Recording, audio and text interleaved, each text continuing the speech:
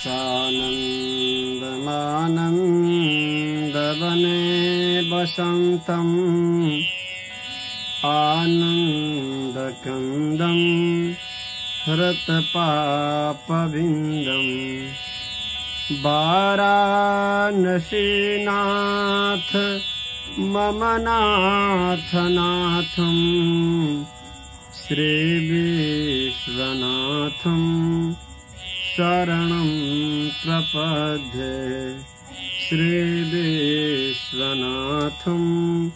शरणं प्रपद्ये।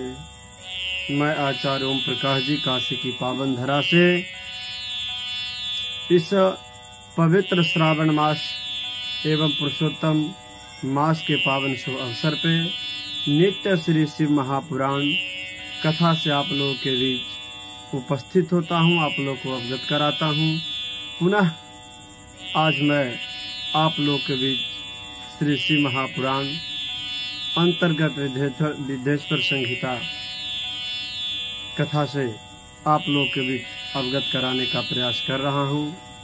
कल की कथा में हमने आप लोगों को भी सुनाया कि भारत में कितनी पूर्ण पवित्र तीर्थ नदियां हैं, उसमें स्नान करने एवं किन किन संक्रांतियों पे किस किस नदी में स्नान करने का महत्व बतलाया गया। इसके विषय में हमने कल बताया गंगा जमुना सरस्वती ताप्ती नर्मदा गोदावरी सारी नदियों को कितने मुख बतलाई गई, सब नदियों के विषय में हमने बतलाया। आज भगवान सूत जी कहते हैं मानसं च तथा पापं तादृशं नाशये द्विजा मानसभद्रलेपं तु कल्प कल्पानुगम तथा। कहते हैं कि तीर्थ में यदि मानव निवास करता है तो निवास करने मात्र से मानव के किए हुए मानसिक पापों का नाश हो जाता है, केवल तीर्थ क्षेत्र में निवास करने मात्र से।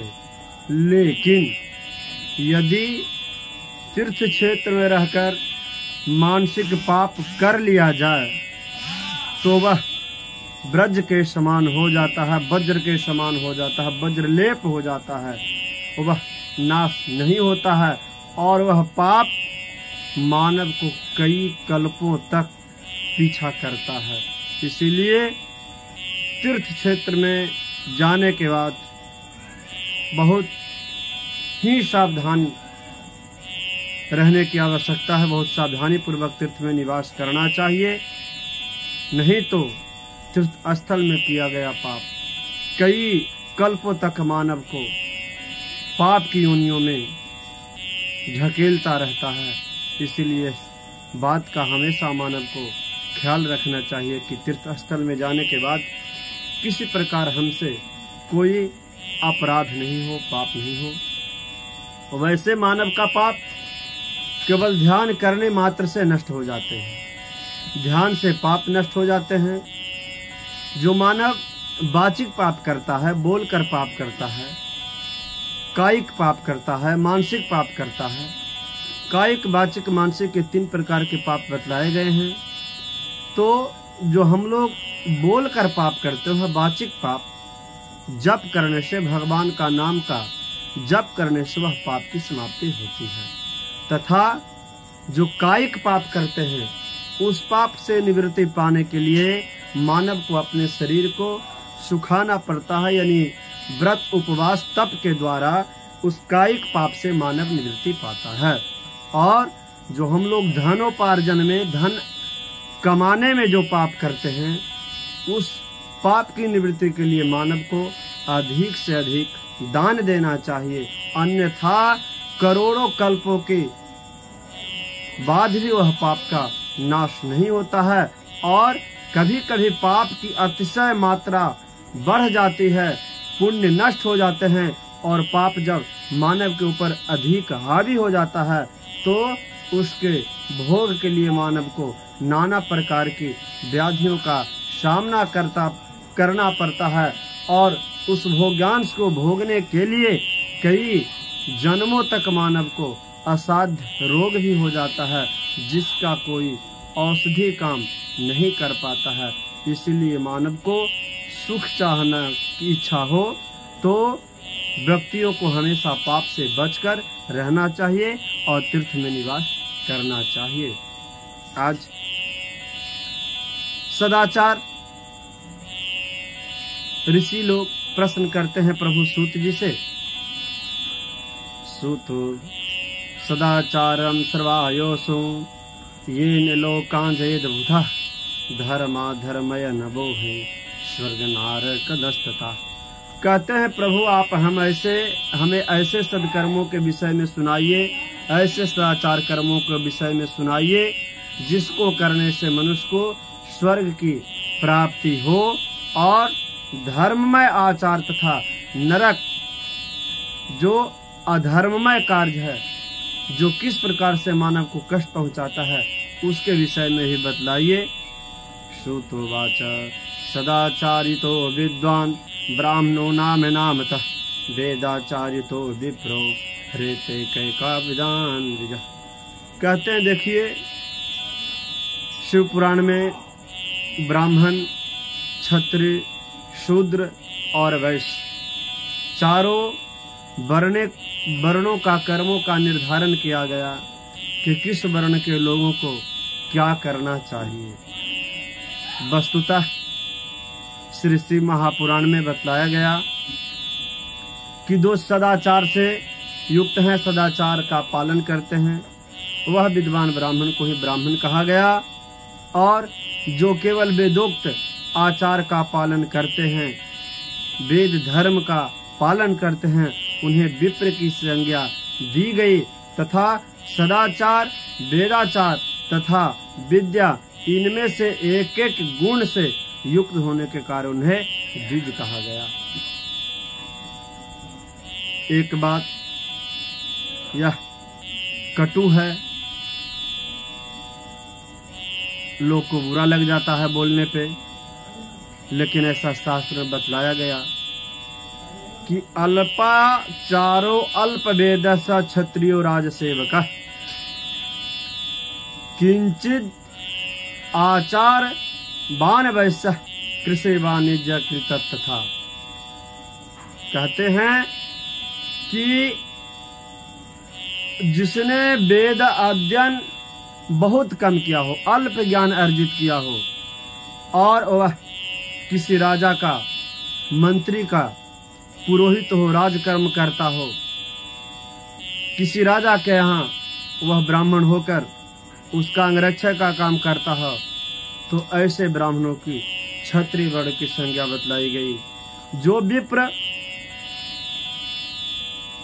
कृषि कर्म को करते हैं, वाणिज्य कर्म को करते हैं और कुछ हल्का फल्का ब्रह्मोचित कर्म को जानते हैं, तो ऐसे ब्राह्मणों को वैश्य ब्राह्मण बताया गया। और जो ब्राह्मण खुद हल जोतता हो, खेत को जोतता हो, ऐसे ब्राह्मणों को शूद्र शिव पुराण में बतलाया गया। और जो दूसरे में दोष देखता हो, अपने को दोष को नहीं देखता हो, ऐसे को चंडाल द्विज बतलाया गया। कलिकाल है, जीव को उपार्जन करने के लिए मानव हर तरह का कर्म कर रहा है। ये विषय वस्तु अलग है, जीविका चलाने के लिए मानव कर रहा है, परंतु यथासाध्य कोशिश करना चाहिए कि हम जिस वर्ण में जन्म लिए तो उस वर्ण के अनुकूल जो हमारा कर्म बतलाया गया, यज्ञोपवीत धारण करना, संध्या वंदन करना, इन सब कर्मों को अवश्य मानव को करना चाहिए। और यदि इन सब कर्मों से इतर किया जाए कार्य, तो जैसा जैसा शास्त्रों का निर्देश दिया गया, हम लोग उस तरह के दंड के भागी हैं।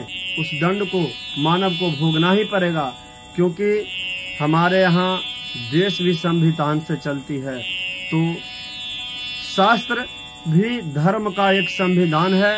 उस बनाए हुए संविधान के अनुकूल ही यह सृष्टि चलता है, और मानव तो उनके भगवान परमात्मा के द्वारा बनाए हुए संविधान के अनुकूल धर्म की सजा जरूर भुगतनी पड़ती है।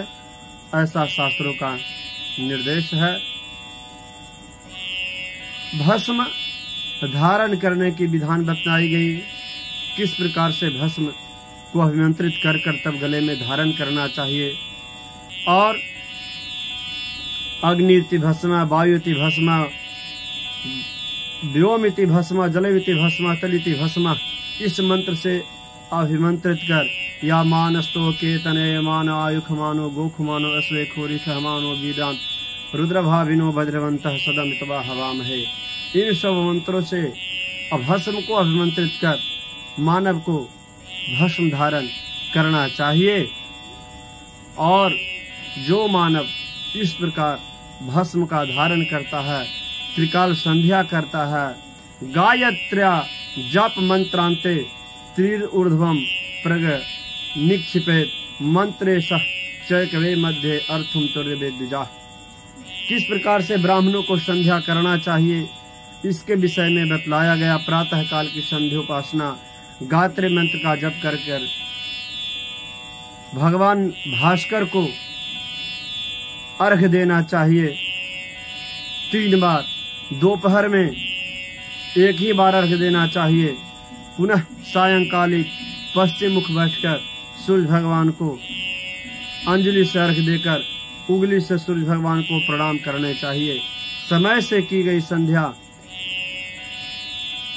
फलवती होती है और जो समय से नहीं किया जाता है वह संध्या किसी समय अटपटे समय पे से करने पर विशेष फलदायी नहीं है। इसीलिए मानव को हर हाल में जरूर गायत्री मंत्र का जप ब्राह्मणों को करना चाहिए।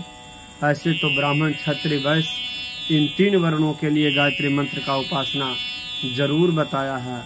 एक चीज बहुत ही मासातिते तु नित्य ही पुनश्चोपनयम चरे, यदि 1 मास तक नित्य कर्म छूट जाए, यदि 1 मास तक जो ब्राह्मण या जो द्विज की संज्ञा जिन लोगों को दी गई, ब्राह्मण क्षत्रिय और वैश्यों को तक द्विज माना गया, यदि 1 महीने तक वह उपनयन संस्कार होने के बाद गायत्री का उपासना नहीं करता है तो पुनः फिर से उपनयन संस्कार करने की विधि बतलाई गई। पुनः उपनयन संस्कार करना चाहिए। इतना कठिन हमारा धर्म पथ है। ब्राह्मणत्व की पूर्ति के लिए ब्राह्मणों को प्रतिदिन 1000 गायत्री मंत्र का जप करना चाहिए। दोपहर में 100 और सायंकालीन में 28 बार गायत्री मंत्र जपने की विधि बतलाई गई। और अन्य वर्णों के लिए क्षत्रिय वैश्य ये तीनों संध्या के समय यथासाध्य जितना उनसे संभव हो जप करें, परंतु ब्राह्मणों के लिए इतना बताया गया। 1000 बार किया हुआ जप ब्रह्मलोक को प्रदान करने वाला होता है तथा 100 बार किया हुआ जप इंद्र पद की प्राप्ति कराने वाला माना गया। शास्त्रों ने ब्राह्मणोत्तर जो ब्राह्मण से हटकर जो वर्ण के लोग हैं उनमें आत्मरक्षा के लिए स्वल्प मात्रा में थोड़ा भी यदि वह गायत्री का जप करते हैं तो उनकी आत्म की रक्षा होती है। और इस प्रकार से इन नियमों से प्रतिदिन मानव को अनुष्ठान करना चाहिए। लक्ष्य 12 युक्तस्तु पूर्ण ब्रह्मा ईदितः गायत्रा लक्ष्यहीन तो वेद कार्जन योजयेत्। 12 लाख गायत्री का जप करने वाला पुरुष को पूर्ण ब्राह्मण माना गया है।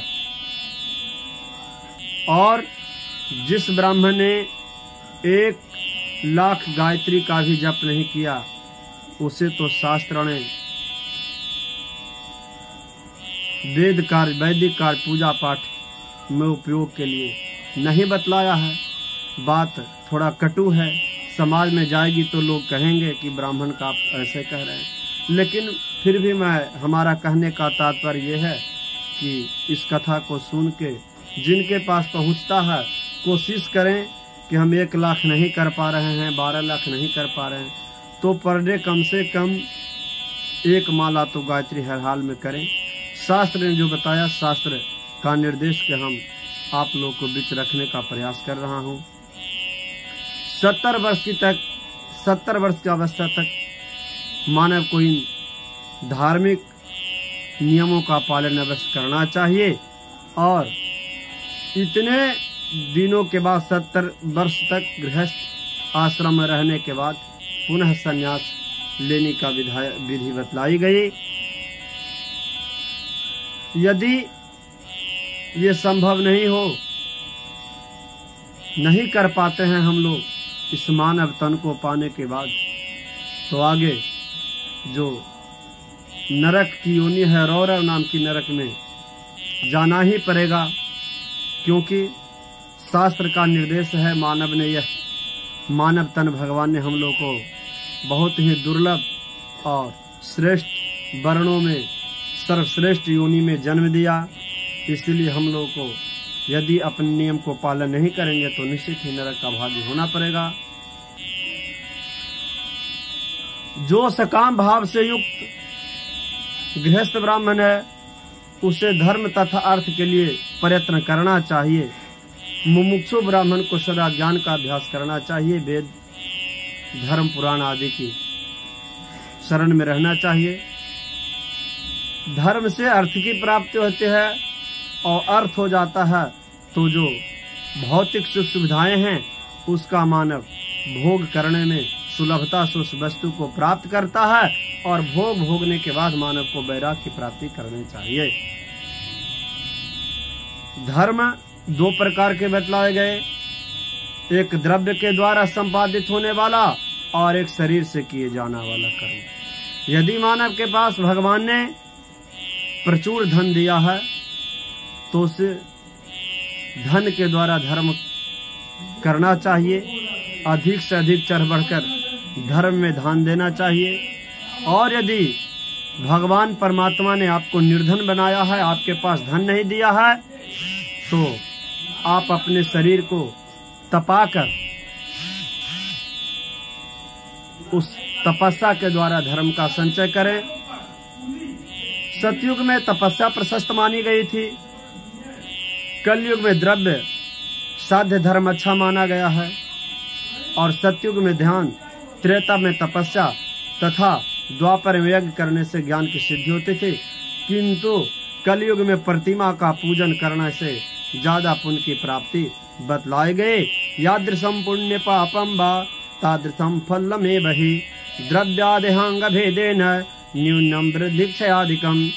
जिसका जैसा पुण्य और पाप होता है वैसा उसे फल प्राप्त होता है। द्रव्य देह अथवा अंग में न्यूनता वृद्धि अथवा क्षय आदि के रूप में फल प्रकट होता है। अब जिसके पास भगवान ने धन दिया है उसके लिए कहा कि यदि जिस घर में 4-5 व्यक्ति का परिवार चल रहा है, जिस ब्राह्मण परिवार का, तो ऐसे परिवार को जीविका चलाने के लिए 100 वर्ष जीने के लिए जो मानव जीवन निर्वहन के लिए जो दान देता है, उससे दिए गए दान से उसे ब्रह्मलोक की प्राप्ति होती है। और चंद्रायन सहस्त्रम तो ब्रह्मलोक का प्रदम विदु सहस्त्र कुटुंब सा पष्टम क्षत्रियश्चरेत। जो क्षत्रिय 1000 कुटुंबों को जीविका आवास देता है वह कर्म इंद्रलोक को प्राप्ति करने वाला होता है। हमारे यहाँ ये तो दान की विधि बतलाई गई, धन उपार्जन की भी विधि बतलाई गई है। मानव को किस प्रकार धन अर्जित करना चाहिए। धन उपार्जन हमेशा सावधानी से करना चाहिए। शुद्ध विशुद्ध किस प्रकार का धन मिल रहा है, इस पे मानव को विचार करना चाहिए। धन के लिए हमेशा कहीं दीनता भी नहीं दिखाना चाहिए और अत्यंत क्लेश युक्त कर्म भी मानव को नहीं करना चाहिए, ऐसा शास्त्र में बतलाया गया। क्षत्रियों के लिए अपने बाहुबल से धन अर्जन करने का विधि बतलाया गया। वैश्यों को कृषि और गोरक्षा से धन अर्जित करना चाहिए, न्यायोपार्जित धन से धन अर्जित करना चाहिए और धन का दान करना चाहिए। धन का दान करने से दाता को ज्ञान की शुद्धि होती है और मोक्ष की भी प्राप्ति होती है, जिससे परमानंद का अनुभव करता है। गृहस्थ आश्रमी मानव को सभी वस्तुओं को दान करना चाहिए। भक्ष भोज्य लह और चो से सारी प्रकार की वस्तुओं को दान करना चाहिए। दान लेने वाले पुरुष को दान से प्राप्त हुई वस्तु का दान तथा तपस्या करके अपनी परिजन की पाप की शुद्धि करें। दान लेना बहुत साधारण बात नहीं है। हम दान ले लिए, लेकर दान को, उस धन को पचाने के लिए बहुत ही तप करना होता है, नहीं तो मानव को रौरव नामक नरक में जाना पड़ जाता है। दान में प्राप्त हुए धन को बताया कि 3 भाग करना चाहिए। एक प्राप्त अंश को धर्म में लगाना चाहिए और दूसरे भाग वृद्धि के लिए तथा तीसरे भाग अपने उपयोग के लिए लगाना चाहिए। नित्य नैमित्तिक और काम, ये 3 प्रकार को कर्म धर्मार्थ रखे हुए धन से करना चाहिए। धन से ऐसा व्यापार न करे जिससे धन की वृद्धि हो और उपभोग के लिए रक्षित धन से हितकर परमित पवित्र भोग भोगे। खेती से कृषकों के लिए बताया कि जो खेती से हम लोग धन उपार्जन करते हैं उसका 10वां अंश जरूर दान देना चाहिए। इससे पाप की शुद्धि होती है। शेष धन धर्म से वृद्धि एवं उपयोग करें। श्रेष्ठ ब्राह्मणों के लिए बताया कि जो ब्राह्मण को धन प्राप्त हुआ दान में, उस पदार्थ को चतुर्थांश तो जरूर दान कर देना चाहिए। उन्हें अकस्मात जो धन प्राप्त हो गया, कोई धन इकट्ठा बहुत सा मिल गया, उसका आधा धन दान दे देना चाहिए और संपूर्ण पदार्थों को, उससे जो शेष धन बचे उसको तो ऐसा बताया कि रत्न सागर यानी समुद्र में फेंक देना चाहिए। अपने भोग की समृद्धि के लिए बुलाकर ब्राह्मणों को दान देना चाहिए। विद्वान को चाहे कि वह दूसरे में दोषों का रोपण न करे, दूसरों को दोषों को वर्णन न करे और दूसरे को दोष को न सुने न कहे। परेशान चा तथा दोषम न परसेत विचक्षण विद्वेषम तथा ब्राह्मण श्रुतम दृष्टम न नो बदेत। न दोष देखे, न दोष बोले, न दोष सुने, ऐसा शास्त्रों का निर्देश है। ईश्वर सिद्धि के लिए नित्य आहुति करने का विधान है। हवन करना चाहिए। भगवान सूर्य के लिए जो मानव नित्य सूर्य की आहुति देता है वह दीर्घायु प्राप्त करता है। इसलिए यदि मानव को दीर्घायु की कामना हो तो नित्य सूर्य की आहुति, सूर्य भगवान को उपासना करना चाहिए और तिल, चावल, घी, फल, कंद से सूर्य भगवान को हविष के द्वारा हवन कर तृप्त करना चाहिए। आत्मज्ञान की इच्छा चाहने वाले धरती पुरुष को विद्वत उपासना करना है, जो सदा ब्रह्म यज्ञ में तत्पर हो, देवताओं को पूजा लगे। नित्य अग्नि पूजा एवं गुरु पूजा अनुरुक्त होते ही ब्राह्मण को तृप्त किया करते हैं, वे सब लोग स्वर्ग के भागी होते हैं। इस प्रकार से मैं आप लोगों के बीच नित्य शिव महापुराण से अवगत कराने का प्रयास करता हूँ। यदि हमारा वीडियो आप लोग को पसंद लगे तो इस वीडियो को अधिक से अधिक लोगों तक पहुंचाने का प्रयास अवश्य करें। हमारे चैनल को सब्सक्राइब करें तथा शेयर करें। मैं नित्य आप लोगों के बीच एक एक अध्याय ही सुनाता हूँ। श्री शिव महापुराण का विदेश्वर संहिता अभी चल रहा है। प्रयास होगा कि आप लोग को प्रतिदिन मैं इस तरह संपूर्ण शिव महापुराण का कथा आप लोग को सुनाऊं। सुने शिव महापुराण की कथा इस पवित्र श्रावण मास में सुनना बहुत ही जन्म जन्मांतरों को, कल कल्पांतरों को के द्वारा अर्जित जो हम लोग मानव शरीर से पाप अर्जित किए हैं, इस सारे पापों का शमन करने में सामर्थ्यवान है। यह शिव महापुराण की कथा भगवान श्याम सदाशिव की वांग्मय प्रति मूर्ति है। मैं समय का ध्यान में रखते हुए कम समय में अच्छा से अच्छा कहने का प्रयास करता हूँ, फिर भी हमसे कुछ त्रुटि हो जाती होगी।